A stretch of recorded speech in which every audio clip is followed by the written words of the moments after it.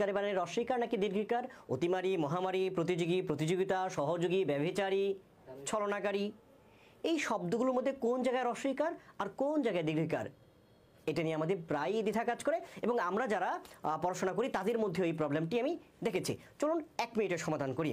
মনে রাখতে হবে, চারি, কারি, দারি, যোগী দ্বারা গঠিত শব্দটি দ্বারা যদি ব্যক্তি বোঝায় তাহলে দীর্ঘিকার, আর যদি ব্যক্তি না বোঝায় তাহলে রস্বইকার।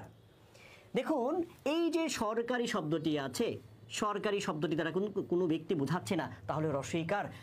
দরকারি কোনো ব্যক্তি বোঝাচ্ছে না, পাইকারি, তরকারি, পাইচারি, দোকানদারি, ফৌজদারি, জমিদারি, চাঁদাবাজি, অতিমারি, মহামারী, কোনো শব্দই ব্যক্তি বোঝাচ্ছে না। যদি ব্যক্তি না বোঝায় তাহলে কিন্তু সেখানে কি বসবে?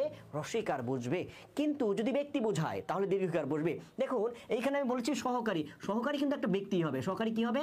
একটা ব্যক্তি কিন্তু হবে। কিন্তু কর্মচারী, কর্মচারী কিন্তু একটা ব্যক্তি হবে। পথচারী একটা ব্যক্তি হবে। নভোচারী অবশ্যই ব্যক্তি। ছিনতাইকারীও একজন ব্যক্তি।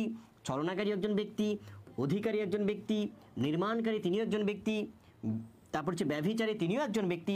সহযোগীও একজন ব্যক্তি হবেন এবং প্রতিযোগী তিনিও কিন্তু একজন ব্যক্তি হবেন। ব্যক্তি হলেই আমরা দীর্ঘিকার দিব, আর যদি ব্যক্তি না বোঝাই তাহলে আমরা সেখানে দিব রস্বইকার। আশা করি বুঝতে পেরেছেন।